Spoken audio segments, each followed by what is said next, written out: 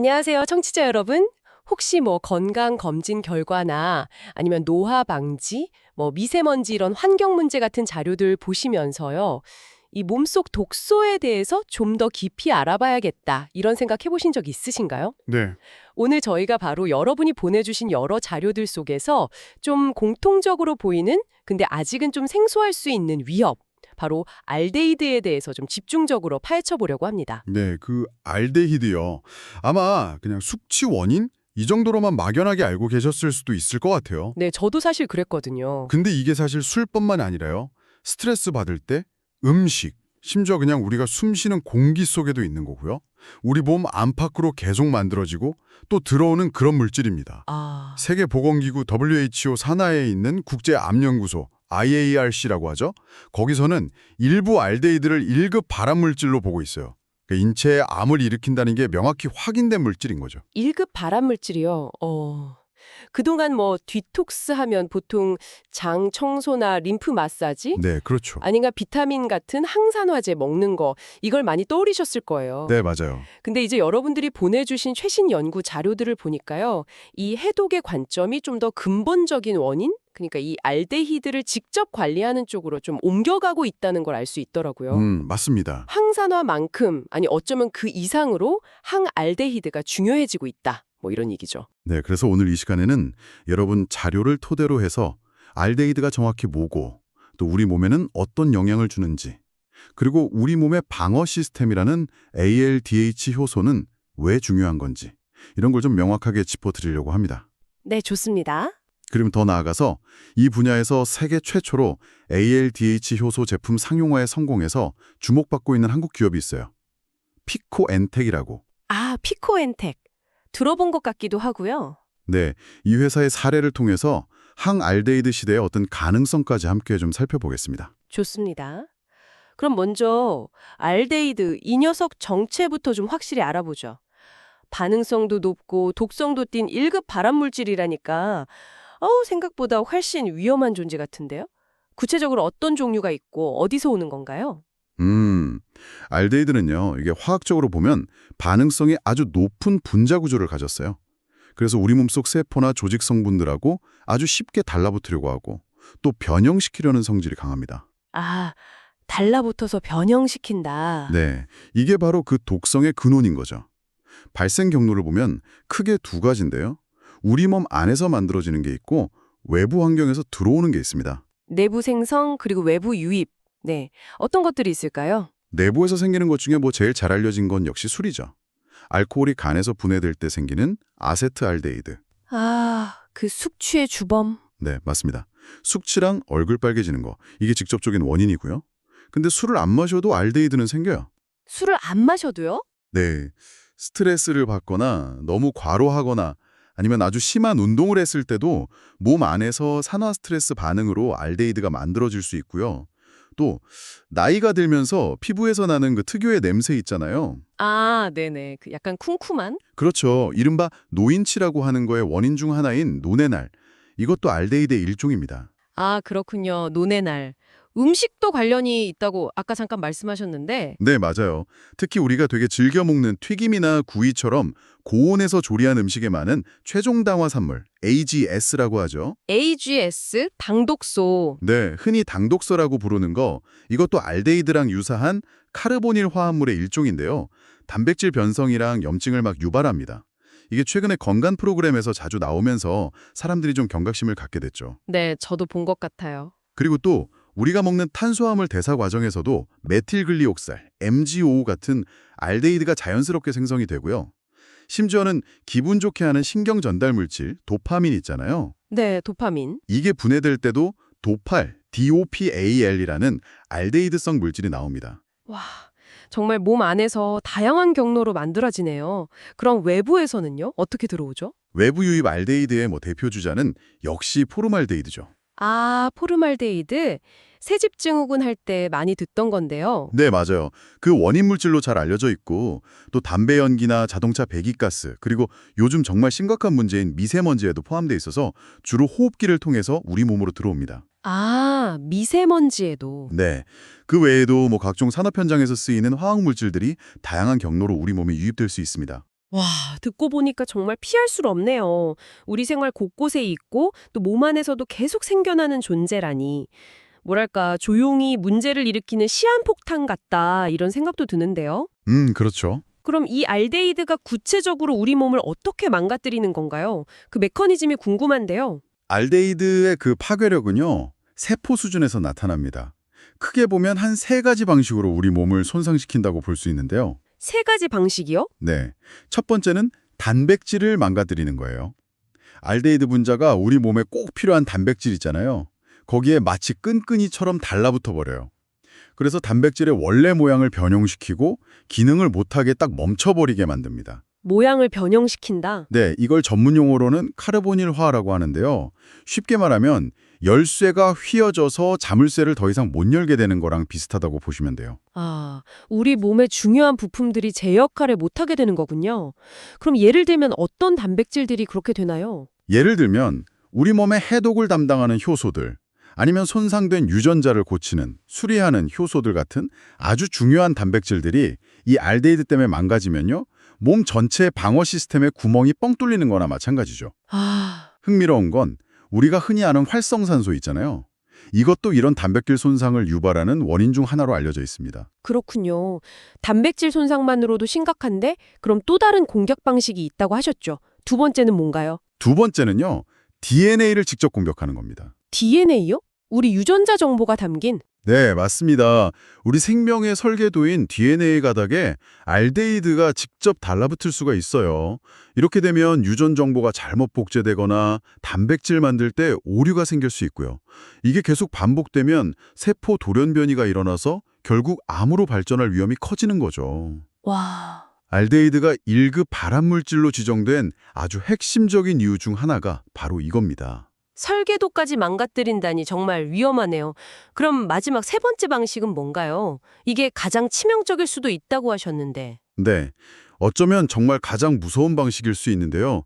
바로 세포가 원래 가지고 있는 자체 방어 및 복구 시스템을 무력화시키는 겁니다. 자체 방어 시스템을요? 네, 원래 우리 세포는 굉장히 정교한 시스템을 갖추고 있어요.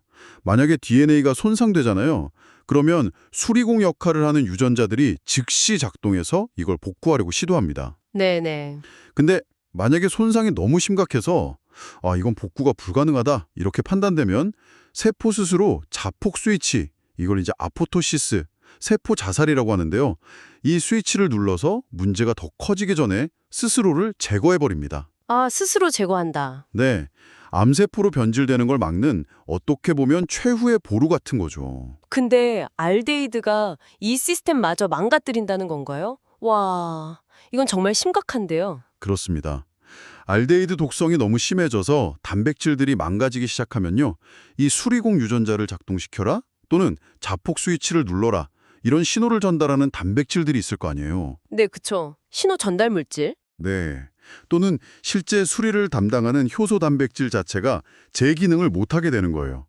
마치 건물에 불이 났는데 화재 경보 시스템도 고장나고 스프링클러 같은 소방 시스템도 동시에 작동을 안 하는 그런 상황이랑 비슷합니다. 와, 그러니까 알데히드는 세포를 직접 공격하는 것뿐만 아니라 우리 몸이 스스로를 방어하고 또 고장난 부분을 수리하는 이 정교한 시스템까지 망가뜨려서 악순환을 만든다는 거군요. 정확합니다. 그럼 손상된 세포가 제거되지 않고 계속 분열하면서 암세포로 변이될 가능성이 점점 높아지는 거네요. 네, 바로 그거죠.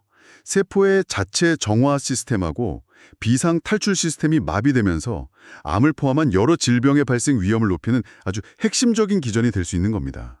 알데히드 독성이 단백질 기능을 망가뜨리고 이게 다시 유전자 복구 시스템이나 세포 자살 시스템을 마비시키는 아주 위험한 악순환의 고리인 거죠. 와, 정말 듣기만 해도 걱정이 많이 되는데요. 그럼 우리 몸은 이런 알데히드의 무차별적인 공격에 그냥 속수무책으로 당하고만 있는 건가요? 뭔가 방어책은 없나요? 다행히도 우리 몸에는 이 강력한 알데히드에 맞서는 1차 방어선이 존재합니다. 오, 다행이네요. 뭔가요? 바로 ALDH, 알데히드 디하이드로지네이스.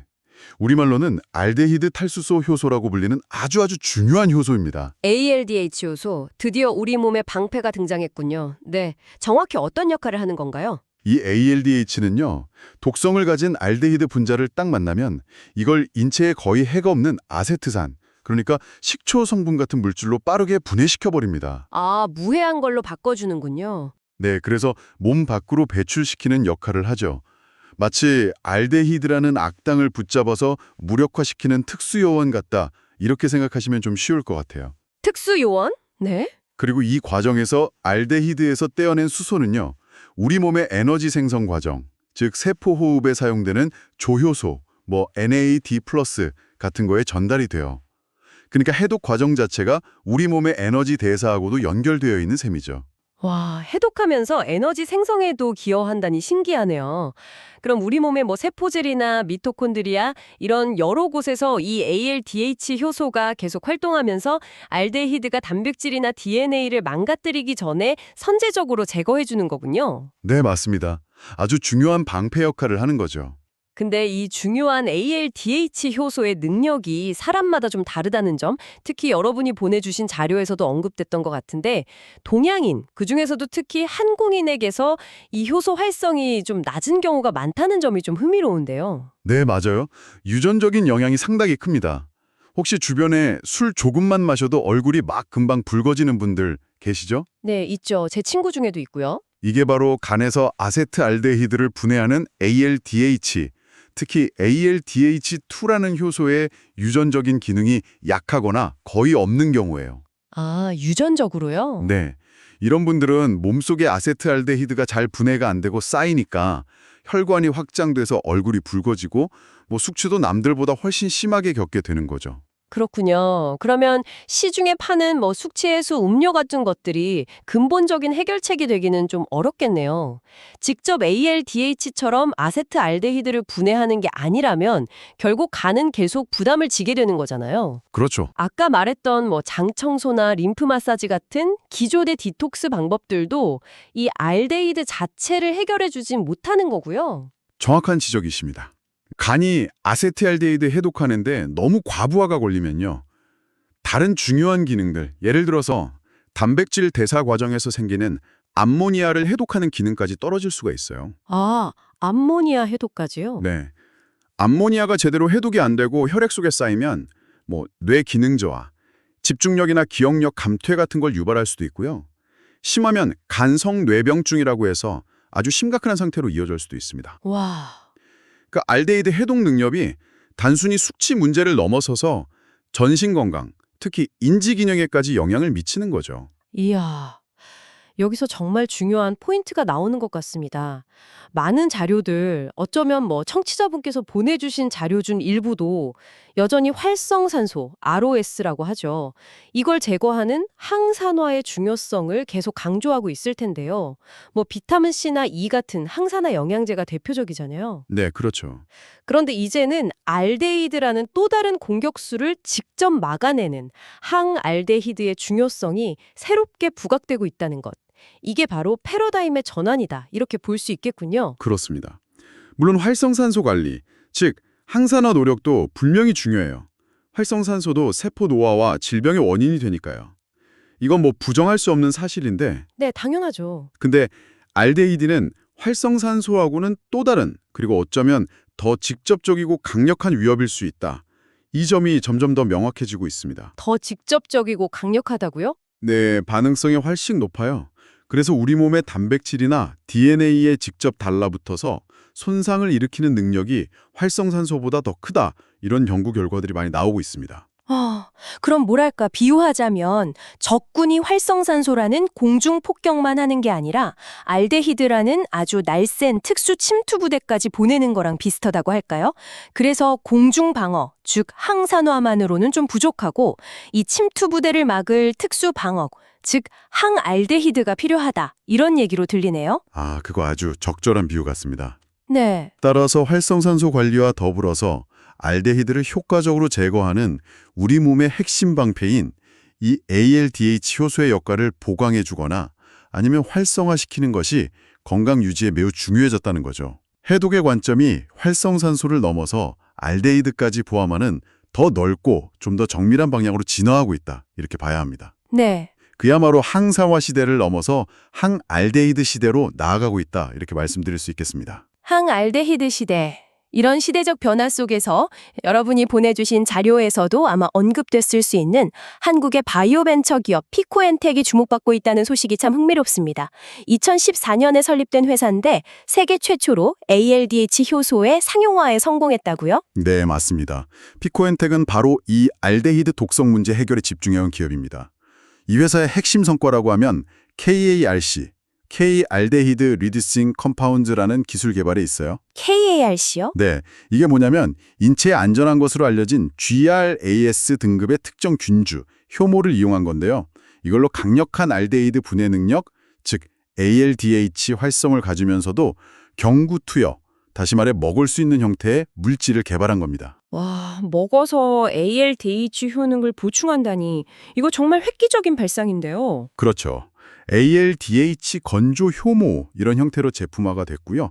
이미 간 기능 개선 효과에 대한 연구 논문도 발표를 했습니다. 네. 근데 더 주목할 점은 미국에서 확보한 특허들이에요.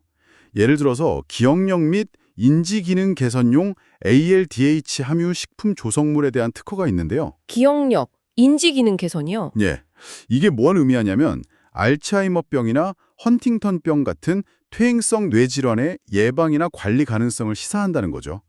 먹는 형태의 효소를 활용해서 뇌공강 문제에 접근한다는 점에서 굉장히 혁신적이라고 인정을 받고 있습니다. 파킨슨병 예방 관련 특허도 이미 확보를 했고요. 와, 그냥 먹는 방식으로 뇌질환 예방 가능성까지 제시했더니 정말 놀랍습니다. 그러면 복용 편의성이나 안전성 면에서도 기존 약물하고는 좀 다른 장점이 있을 것 같네요. 네, 그럴 수 있죠. 투자 유치 실적도 상당하다고 들었는데요. 네. 그렇다면 피코린텍의 이런 기술과 성과가 앞으로 어떤 의미와 가능성을 가질 수 있을까요? 글로벌이라는 개념으로 좀 설명해 주실 수 있을까요? 이 부분은 특히 글로벌 트렌드하고 로컬 혁신의 연결 이런 데 관심 있는 청취자분들이 되게 흥미로워 하실 것 같은데요. 아, 네. 좋은 관점이십니다. 피코엔텍은 글로벌 플러스 로컬 전략에 아주 적합한 사례가 될 수 있다고 봅니다. 네. 먼저 세계적인 필요가 있어요. 알데히드 노출, 그리고 그로 인한 건강 문제들. 예를 들면 노화가 빨라진다거나 알츠하이머나 파킨슨병 같은 퇴행성 뇌질환이 늘어난다거나 각종 대사질환 같은 것들이요. 이건 특정 국가나 지역만의 문제가 아니라 전 세계가 공통으로 안고 있는 문제입니다. 그렇죠. 특히 고령화가 심해지면서 더 심각해지고 있죠. 맞습니다. 중요성이 더욱 커지고 있죠. 이게 글로벌 니즈고요. 다음으로 지역적 혁신입니다.